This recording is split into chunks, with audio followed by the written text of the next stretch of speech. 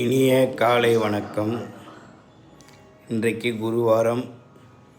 எல்லோரும் எல்லா வளங்களும் பெற்று உங்களுடைய குழந்தைகளையும் உங்களுடைய தாய் தகப்பனையும் நல்ல முறையில் பராமரித்து அவர்களுக்கு வேண்டிய அனைத்து வசதிகளையும் நீங்கள் குழந்தைகளாக நீங்கள் தான் செய்து தர வேண்டும்.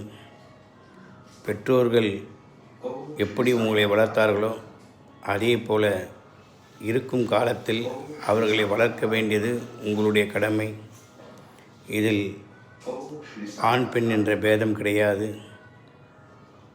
தாயும் தகப்பனும் இல்லாத ஒரு உலகத்தில் சாயப்பா மட்டும் இறைவனை அப்பா என்று கூறுவதை விட பெற்ற தகப்பனை அப்பா என்று சொல்லி பெற்ற தாயை அம்மா என்று சொல்லி அப்படிப்பட்ட இந்த உலகத்தில் நீங்கள் செய்யும் ஒவ்வொரு காரியமும் கண்டிப்பாக இறைவன் அருளால் சாயின் அருளால் இந்த குருவாரத்தில் உங்களுக்கு கிடைக்கும்.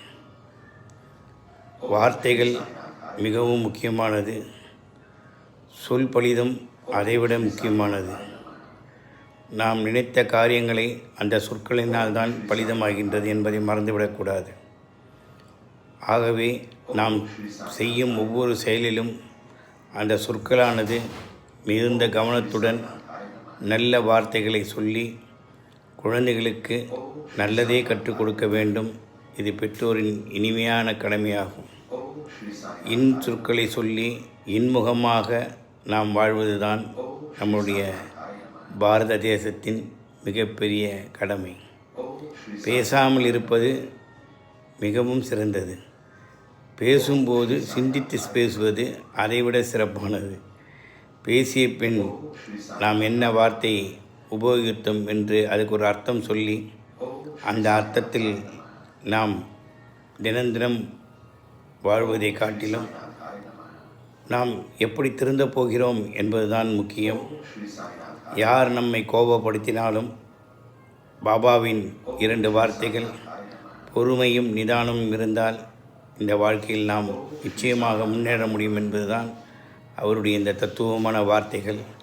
அப்படிப்பட்ட இந்த வார்த்தைகளை நீங்கள் மனதில் நிறுத்தி கொண்டு நீங்களும் நம்முடைய சீரடி சாய்நாதன் போல் வாழ கற்றுக்கொள்ளலாமே. முகப்பேரில் தமிழ்நாட்டில் அமைந்திருக்கக்கூடிய இந்த குபேர லக்ஷ்மி நாராயண குபேர சாய்பாபா அனுக்கிரகம் பண்ணியிருக்காரு. அவர் அந்த காலத்தில் இருக்கக்கூடிய தாமரைப்பூ என்று சொல்லக்கூடிய 20 பைசா நாணயத்தில் அற்புதமாக தங்க